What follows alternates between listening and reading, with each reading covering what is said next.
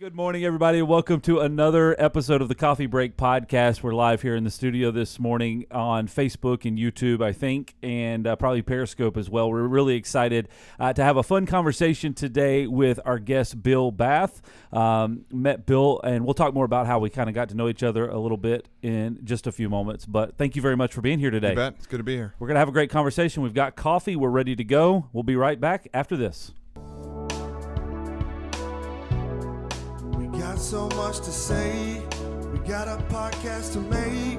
We're sipping on lattes, and it's time for a coffee break. It's time for a coffee break. Oh yeah.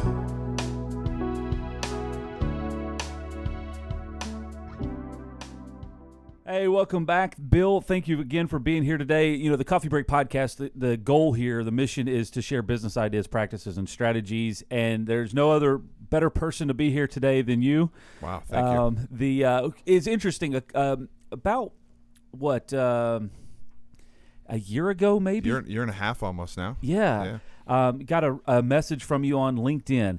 I've had, and side note, I've had some of the best conversations with people and had some of the best relationships with people that have randomly sent me a message on LinkedIn. It's one of the things that I just, hey, sounds like it'd be fun to meet up. But Yeah. You had reached out to me about a particular group that you're a part of, which we'll talk about in just a few minutes. But and it's been really cool to connect with you and to be able to learn a lot. And we've been having a really great conversation here in preparation for this. But before we get into any more conversation, one of the things that we do, we have a recurring segment here on the podcast called Rapid Fire. Okay. 5 randomly selected questions to kind of get to know you better. Great. Cool. You ready? Yep, I'm ready. All right. Number 1, if you could instantly become an expert at something, what would it be?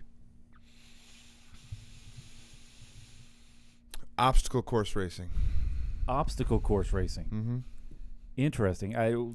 Why? That is one of the most random things. It is a little random, but it's a midlife crisis. I've been doing obstacle course racing now for about 10 years. Oh, really? I watch all the Are you talking about like a Spartan race type thing? Yeah, Spartan, Okay. Tough Mudder, there's a lot of local ones and things like that. But it's a passion. You talked about running earlier. You know, when we were chatting, it's something that gets me motivated to train. Yeah. So, and you know, as we get older, Yeah. it'd be really fun to compete with some of the elite athletes in the world. It's not going to happen at my age, but it would be pretty fun to do. Cool. All right, that's a good answer. All right, number 2, if you were to perform in the circus, what would you do?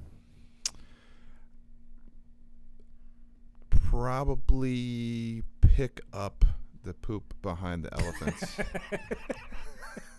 I mean, it's an important job, right? You got to keep. I think the official title is elephant caretaker. There you go, elephant caretaker. Yes, that's probably the training though. You got to be efficient. You've got to be quick. You can't let it sit very long. Yeah. It's an important job. So elephant caretaker. I like that. I like that. Number 3, if you had your own talk show, who would your first 3 guests be? It's going to turn serious. Both my grandfathers, because I never met them. Okay. And probably, you know what?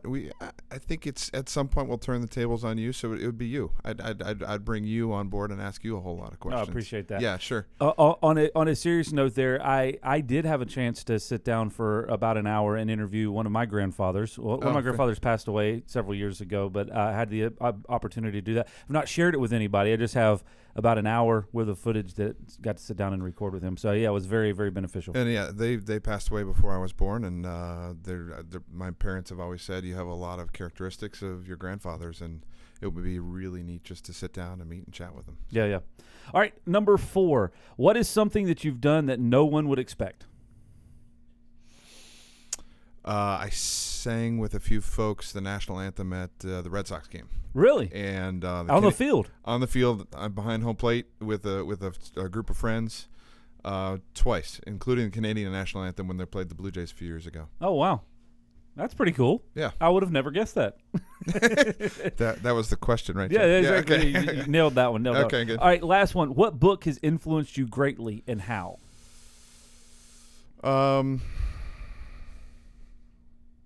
I think getting to why, and the reason a job is a job, but if you can find out why you're doing it and use that as not only motivation for yourself but for others, Yep.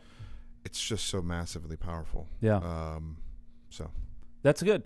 Hey, you passed the test? I did. Yeah, you got 897, which is one of the higher scores. Oh. So congratulations Thank you on very that. much. Yeah, Thank you. very good answer. Thank you. All right, so getting back into, you reached out on LinkedIn about a year and a half ago and said, hey, I've got this group of kind of business owners and leaders and wanted to just chat about it and kind of see if it'd be something that sparked your interest, which that is always something that sparks my interest. So I know we had a phone conversation and then you invited me to one of the meetings. So Yep. I guess as a kind of start off, tell us a little bit about what that meeting is and kind of how you're involved in that. Yeah, so this group is 12 Mavens, started out of Jacksonville, Florida. CEO's down there.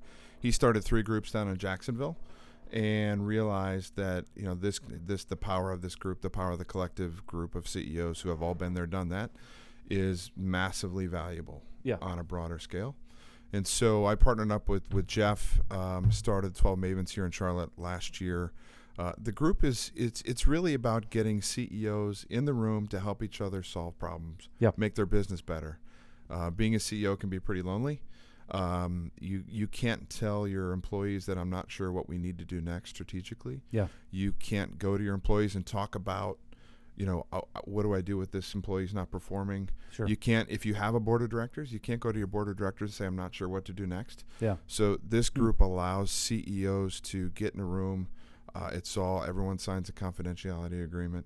Everyone basically comes in and says, I have these issues. Can you help me? Yeah. Right. And everyone at the table has been there, done that. Yeah. Or has an experience that they can share. What happened? What happened when this happened? What do you do when this happened? And that collective experience, that collective knowledge, is so valuable. And if you walk on, we have a meeting once a month, about 4.5 hours. It's a working session, well planned out, but also very much we kind of move with the group based on what people need to talk about. Yeah. The value in that meeting, if you walk out of the room with 2-3 things that you can do differently, or 2 or 3 ideas that you can employ in your business, it's massively valuable. It's interesting because we've had different people on this podcast already from different types of executive coaching or executive mentorship type groups. I would say one of the interesting things about 12 Mavens, and you just kind of talked about that, one of the things that is a differentiator is the length of the meeting. Mm-hmm. There's a lot more time spent. A lot of times it's a 1 hour, 1.5 hour, 2 hour type thing, but you just mentioned 4.5 hour type meeting, and and it's a working meeting. So I was able to go to one. You invited me to come to one, and there was a lot of things processed in that 4.5 hours that I think oftentimes when you get into those types of groups, when you only have an hour, 2 hours to talk about it, maybe you bring up the issue, or maybe the entire conversation is about one person's issue. Right. You may glean some stuff off that, but you find it really difficult to unpack multiple, or to be able to really kind of talk into a situation at depth, which I thought was very, very interesting, and it was a big takeaway. Yeah.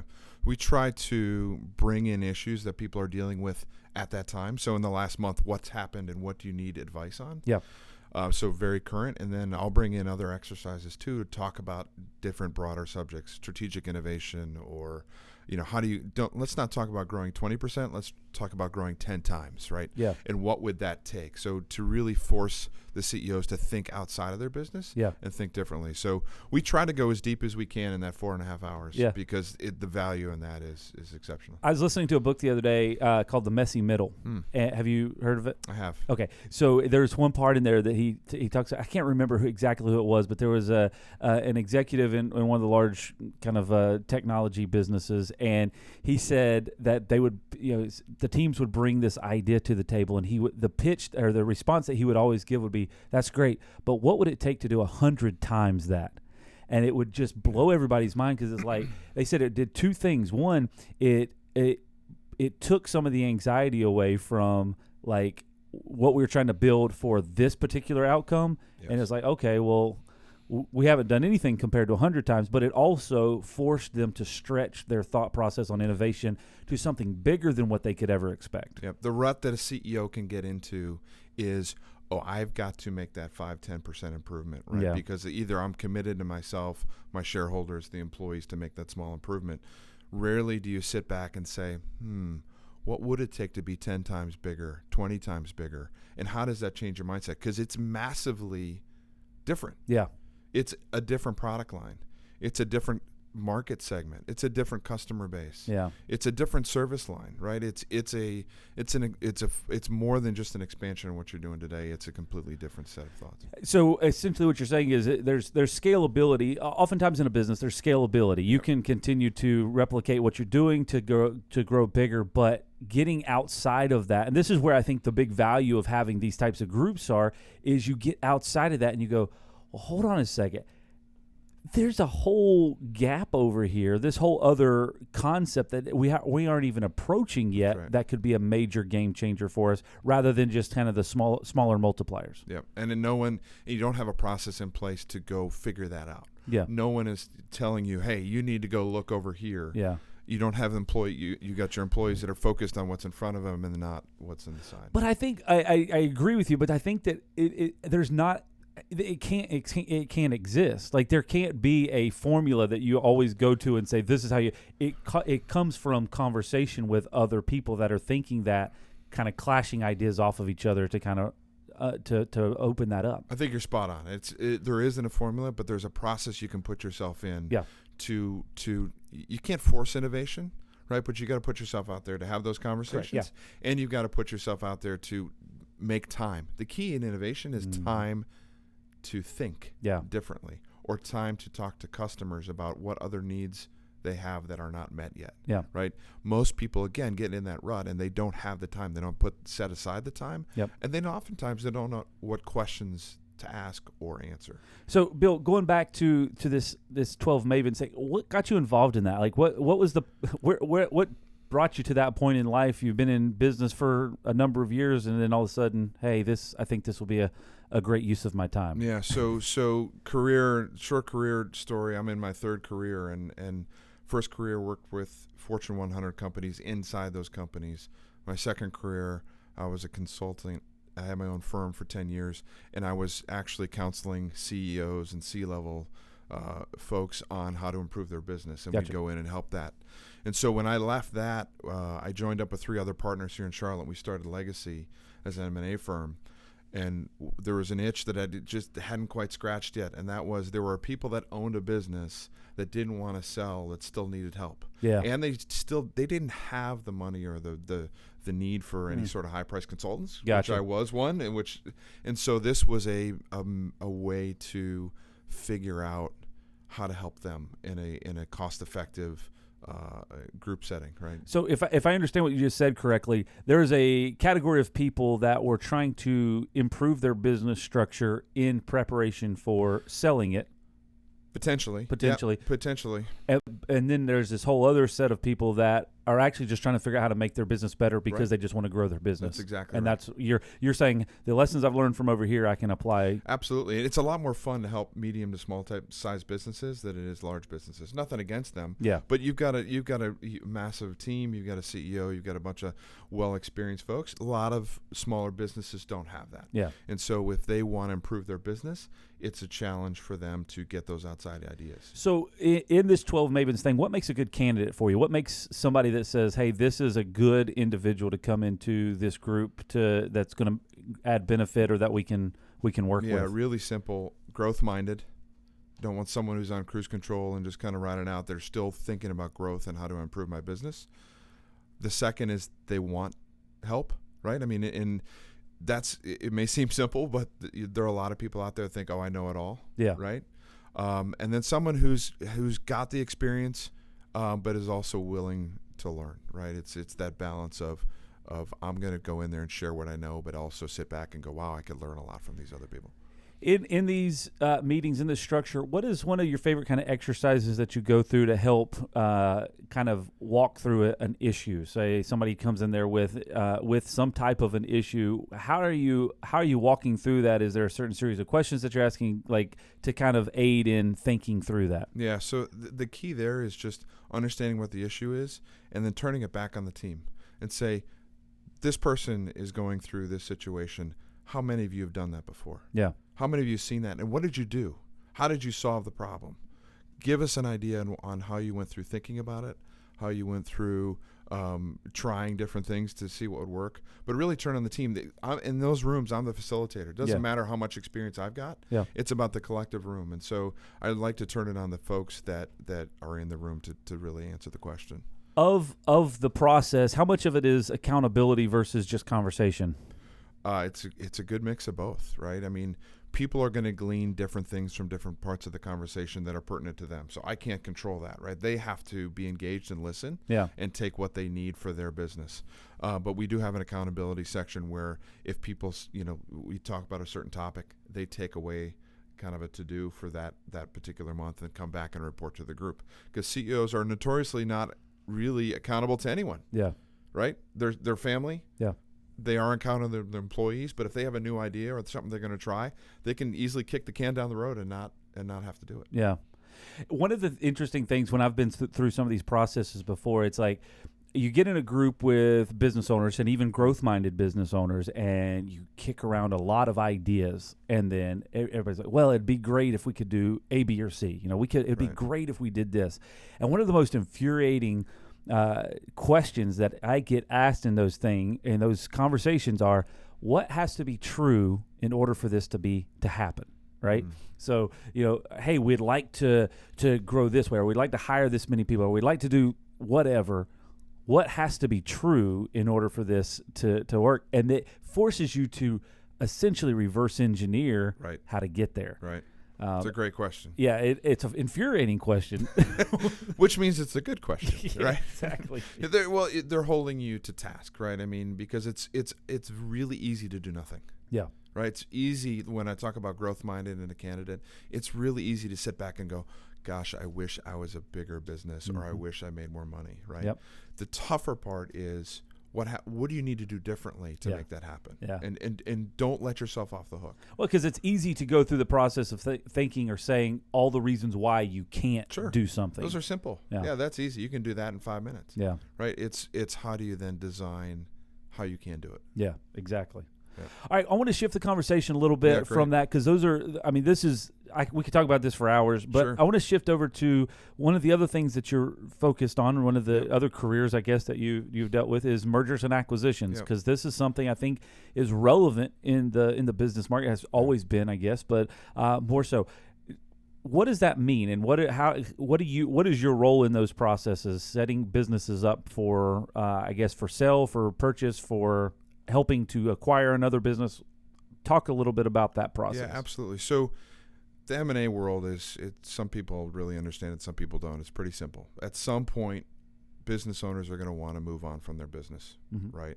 So mergers and what we do is try to help them improve the value of their business so that when they do move on, whatever that move on looks like, that they can maximize value and maximize their exit. So move on could be, well, let's start with improvement. Improvement is critical, right? A lot of people have been running their business for 20 years. They never had any outside influence. They don't know what profitability truly is and how that equates to value. Gotcha. So we help educate them on the front end that this is the value of your business. So let's say you make $1 million. That doesn't mean your company's automatically worth 3 times, right? It could be you've got to do some financial gymnastics to understand truly what their bottom line is so that you can truly understand their value. So, okay, I've got some questions on this because I think this is very, very interesting. When you talk about business valuation, I've done some reading on it. I've done some research on it over the past several months, and the resolution that I came away from it is it's all subjective. And so I'm interested. That's the takeaway I've got. So the look on your face says that's not necessarily the case. But what is that process, kind of a starting point of understanding? Because as we talk with other businesses, it's as you kind of alluded to there.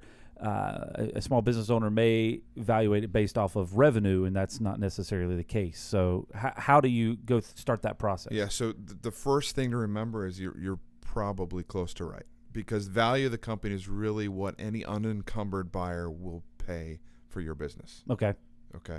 Now, that's the easy definition, right?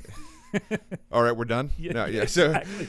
We're all finished here. Yeah. So that's the start, right? There are methods. There are multiple methods to determine value. We use 3 in terms of our process. Okay. To help educate and create a value for the business owner. That being said, we always put the caveat on there and said, listen, if your business is highly desirable and you have a big buyer pool and you have a lot of people interested, we create kind of that auction, that desire process, really, then you could get a value that's higher than what we put in our valuation. At the same time, if you have high customer concentration, you have employee risk, you have these risks in your business that someone doesn't really want to take on, right? That's going to impact you 2 ways. You're going to have less buyers, and you're going to potentially get less of a multiple on your EBITDA. And so this back to your original question, the subjective nature, we try to take a lot of that out and understanding the income, asset, and market approach. Okay. So we look at the financials in terms of what did you earn previously and what does it look like you're going to earn in the future. Yep. Then we look at your assets, right? Some of the manufacturing businesses are heavy asset intensive. Restaurants, for example, are asset intensive. Most people don't buy the revenue or the profit, they buy the equipment. Different industries do different things. And then we look at the market approach. We look at other companies in your space that have been sold, and with what data is available, what did they sell at in terms of multiple? Was it a multiple revenue? Was it a multiple profit, et cetera? So that all rolls into one, and then we put our experience on that to get a valuation. But again, it's always got that little asterisk by it. Gotcha. So with that, is there anything that a small business owner should be mindful of when they're talking about preparing for their exit strategy? Yes. Preparing for that. What do they need to be thinking through? Clean books. Okay. Stop running your vacations in your yacht through your business. I mean, you laughed. I hope you're not doing that, Jen. So, but have clean books, right? Yeah. Make sure that someone can come in and analyze your books and understand them just by looking at them without a whole lot of conversations. The second piece is very much, it's much softer. It's what are you going to do next, right? One of the biggest problems we run into with business owners is they haven't figured out what's next. Right? Are you going to go start another business? Are you going to take a hobby that you've been doing and create something new? Are you going to go sit on the beach and read books and drink fuzzy drinks, all day? Are you going to travel, right? But because that has a direct reflection on how willing they are to sell. Interesting. And so if they haven't figured what's out their motivation to sell? Exactly right. So we spend a lot of time up front. Our first conversation typically is let's just go have a cup of coffee. Yeah. And decide, and we try to assess. They say, "Oh, I want to do this." But that's not always the case. We find more often than not we have to ask a little deeper, a few more questions just to get to that. So those are the 2 key things. What are you going to do next? Make sure you have clean books. Then the rest of it is, we in our valuation process will also offer people kind of that value enhancement. All right, so we understand what your value is today. If you made these tweaks or did these things differently, gotcha, you could improve your bottom line by X. And if you're willing to do that for the next 6 months to a year and then go to market later, then you could have an improved value. So we try to help people. It's for us, it's not just about the transaction. It's about creating the right situation for the business owner. Gotcha. So along that line, there's a couple of folks that I chat with regularly, and they are big on acquiring other companies. Yeah. So in a space, they're acquiring additional companies in the same space that they are in.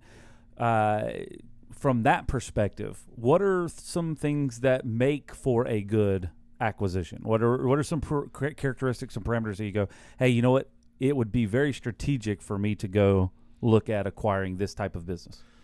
So first and foremost, when looking at someone else's business, there's always going to be risks. Mm-hmm. There's always going to be things you don't like. So as a buyer, before you ever go look, you've got to say, what risks am I willing to take?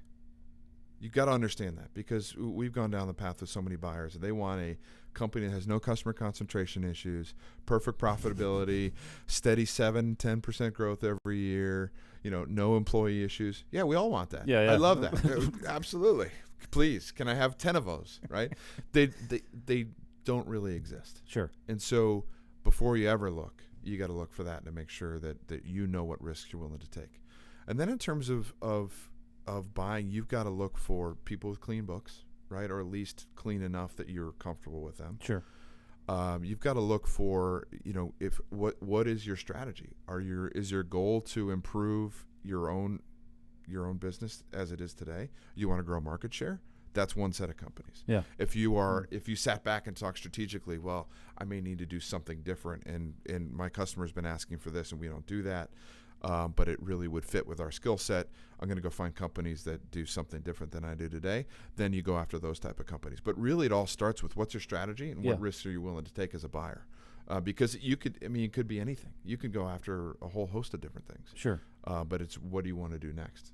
So identifying things that would be beneficial to obviously add to your business. Right. And then as you go through that process, questions that you should be asking of these potential businesses. Is there like, there's a lot of things the way that I think through it. It's, there's this formula, there's this flow chart all right, this is a potential acquisition. What are the things that I need to ask?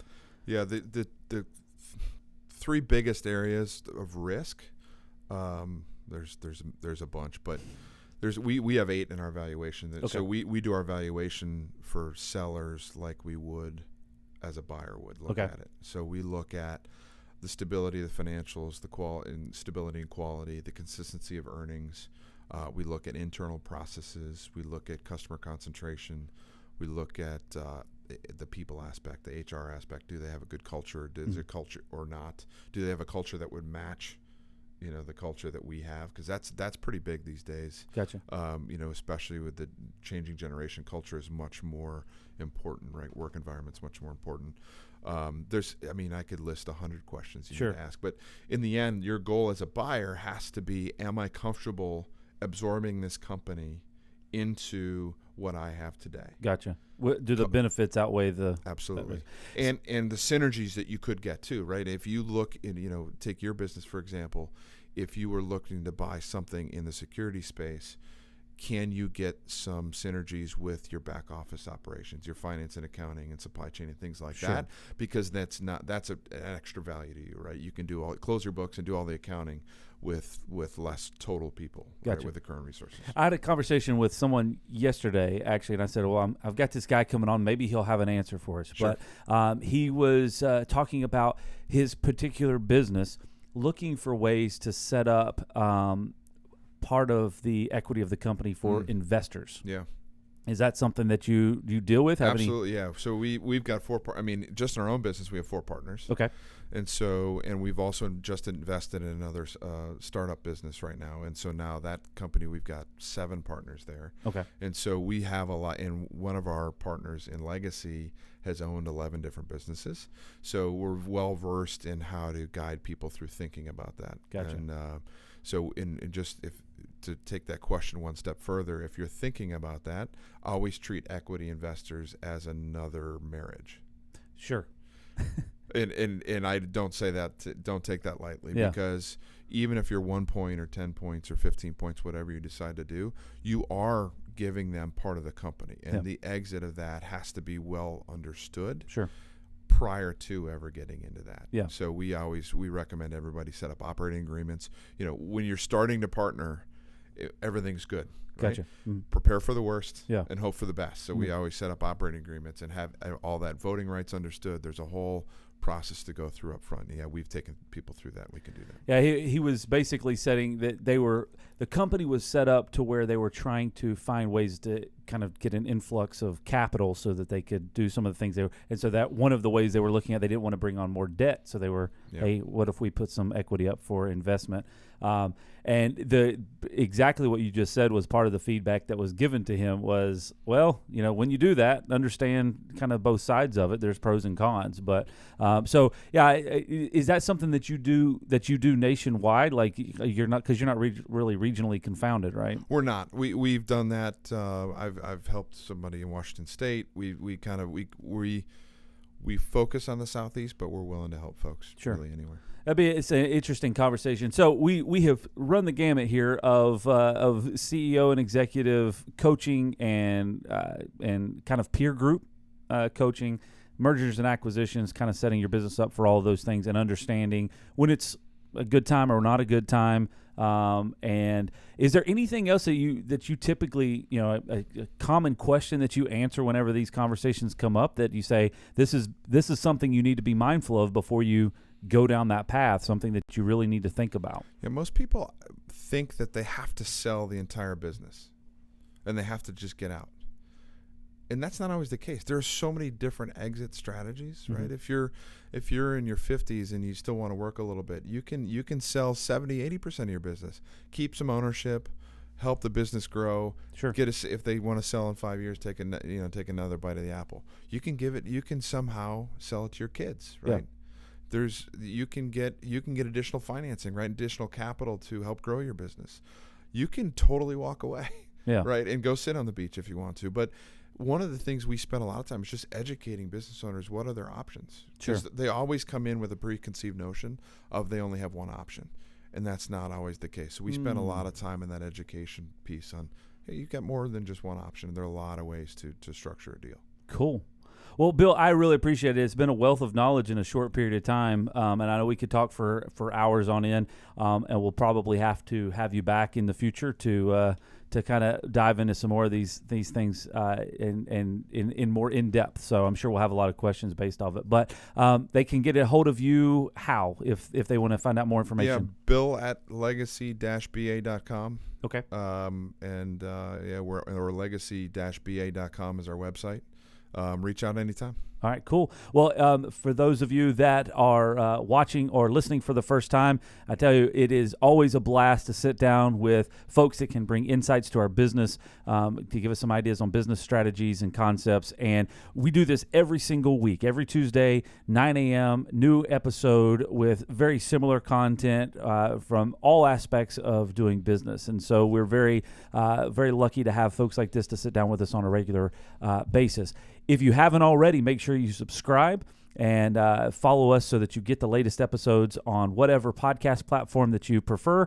And obviously, if you like or follow us on Facebook, YouTube, Instagram, or on Twitter, then you'll be able to get all of the video feed live every single week. So that's all we've got for today. We will look forward to seeing you next time here on the Coffee Break Podcast.